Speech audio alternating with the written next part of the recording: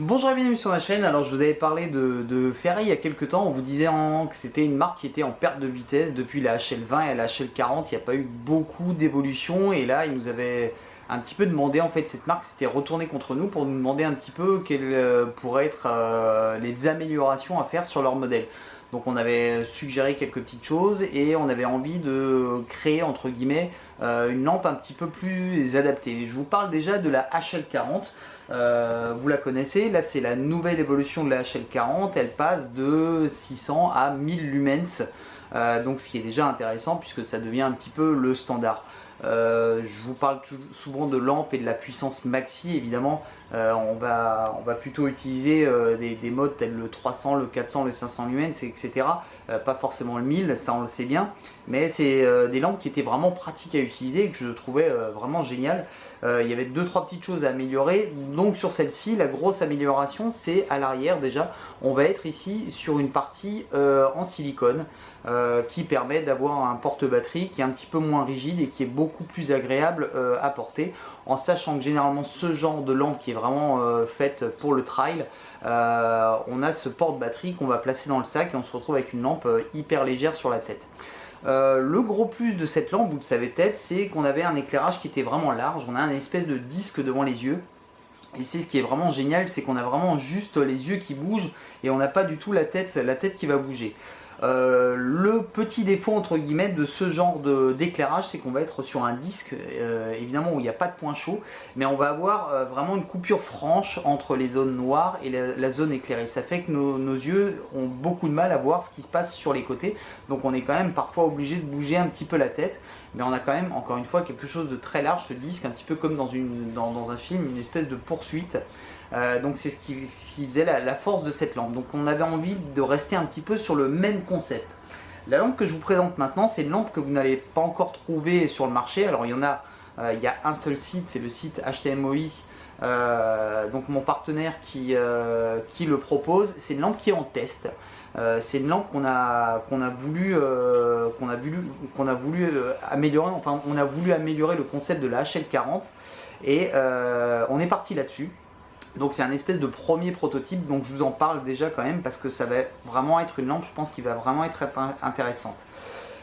Ici on va voir une tête à l'avant avec un gros LED qu'on va peut-être voir si ça fait le point. Le XHP50, donc un LED qui va nous fournir 1700 lumens de puissance max. Ici on est sur pareil du silicone, donc là on est vraiment un confort, vraiment c'est vraiment agréable à porter sur la tête. Dans cette configuration elle fait quand même pas loin de 260 grammes si ma mémoire est bonne, mais si on enlève le porte-batterie on va se retrouver avec 110 grammes sur la tête et ça va être certainement comme ça qu'on va plutôt l'utiliser.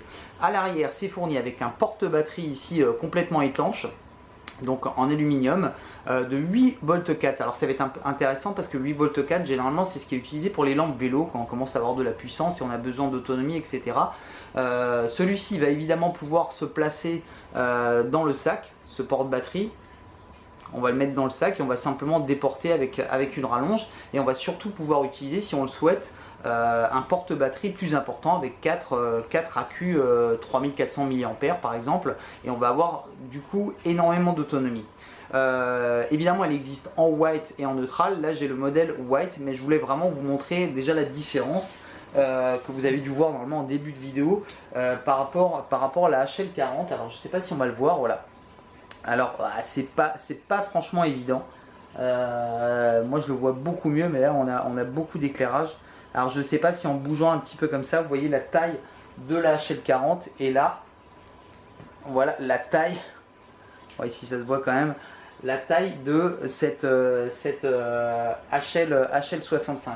Alors pour l'instant je ne vous parle pas encore de programmation parce que la programmation n'est pas définitive. Le mode 1 c'est le mode qu'on a présélectionné, donc pareil on laisse le doigt appuyé, on va sélectionner les différentes puissances. À mon sens pour l'instant le mode 1 est encore trop puissant. Et le deuxième clip sur le bouton, on est en mode pleine puissance. Donc facile à utiliser, pour le travail génial, c'est-à-dire que là, la puissance numéro 1 va être suffisante vraiment pour marcher. Je pense que pour d'autres usages, il faudra la programmer avec des tensions un peu moins importantes.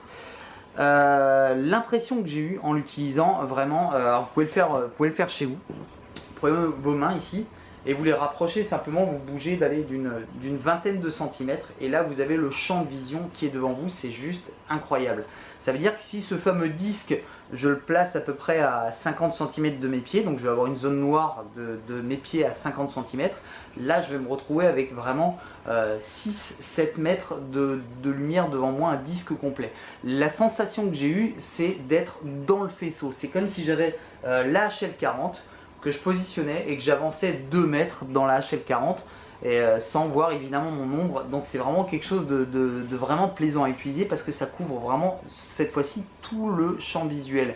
Évidemment on pourra encore bouger la tête mais il y a uniquement les yeux qui bougent. Donc c'est vraiment à mon avis une lampe dont on va parler, je suis persuadé. Au niveau du design du bandeau, là ils ont fait n'importe quoi, là on est d'accord, ce truc un petit peu harlequin, machin, c'est pas beau. Voilà, ça reste un outil technique, on va l'avoir sur la tête, on va pas le voir, etc. Mais ils auraient plutôt dû utiliser un bandeau uni, simplement gris, ça marchait très bien, et ils n'auraient pas été obligés de faire ça. Donc ça peut-être, éventuellement, s'ils n'en ont pas fait 200 000 déjà, ça serait intéressant de changer ça. Sinon voilà, je vous dis, hyper confortable sur la tête. Le fait que ce soit du silicone, franchement ça change tout comparé aux fameuses platines qu'on avait avant. Le fait qu'elle soit quand même assez compacte, alors vous le voyez ici, le déport est pas très important. On parle souvent de déport quand on a quelque chose de déporté qui est lourd, forcément on va avoir un espèce de bras de levier. Là il n'y est pas du tout. Le fait que ce soit en silicone, on va vraiment pouvoir régler comme on veut ici son inclinaison, mais encore une fois c'est tellement large que vous n'allez pas la bouger plus que ça. Vous allez voir que vous allez la régler à peu près je sais pas moi 50 cm, 1 mètre devant vous, et là vous aurez vraiment un éclairage énorme. Au niveau de la portée, je regardais un petit peu hier, très honnêtement vous êtes sur 30-40 mètres d'éclairage ici constant, mais ça suffit, mais vraiment largement pour même à mon avis une utilisation vélo en pleine puissance. Ça il n'y a vraiment pas de souci. Donc c'est pas quelque chose qui va aller loin, mais c'est pas ce qu'on cherche en usage trail, en usage rando, etc. On a besoin de voir correctement son environnement proche, et plus on va aller vite, plus on va avoir besoin d'avoir de la distance. Et là je vous dis, allez, les 30 premiers mètres, mais ils sont couverts, mais d'une force. Je vous assure que c'est une lampe vraiment dont on va parler. Ici très honnêtement c'est quelque chose de très agréable à avoir sur la tête. C'est vraiment bien équilibré, donc c'est franchement pas gênant. Moi j'ai pas l'impression de sentir ça. Encore une fois, là je l'ai 20 secondes sur la tête. Quelqu'un qui va l'avoir une nuit entière, il va me dire peut-être au bout d'un moment, ouais les accus, ouais, c'est lourd. Mais encore une fois, pas de souci, il suffit de les déporter. Là, on se retrouve avec 100 grammes sur la tête, et je peux vous assurer que si on laisse vraiment ce bandeau, même on va pouvoir l'enlever, mais laisser ce bandeau à l'arrière plus le bandeau à l'avant, ce fameux silicone là qui va vraiment s'adapter à votre morphologie, et le fait que ça glisse pas, ça je pense que ça va vraiment être un plus de chez plus. Donc rappelez-vous ce que je vais vous dire ici, c'est que vraiment celle-ci on va en entendre parler, parce que je vous assure qu'elle est vraiment au niveau du confort visuel vraiment super sympa à utiliser. Voilà, donc c'était une petite revue rapide. Je vous ai fait quelques photos quand même pour que vous puissiez un petit peu vous rendre compte de la bête, mais c'est vraiment quelque chose d'extra. Voilà, je vous dis à très bientôt. C'était Chris Air Jones. À bientôt. Allez, bye bye.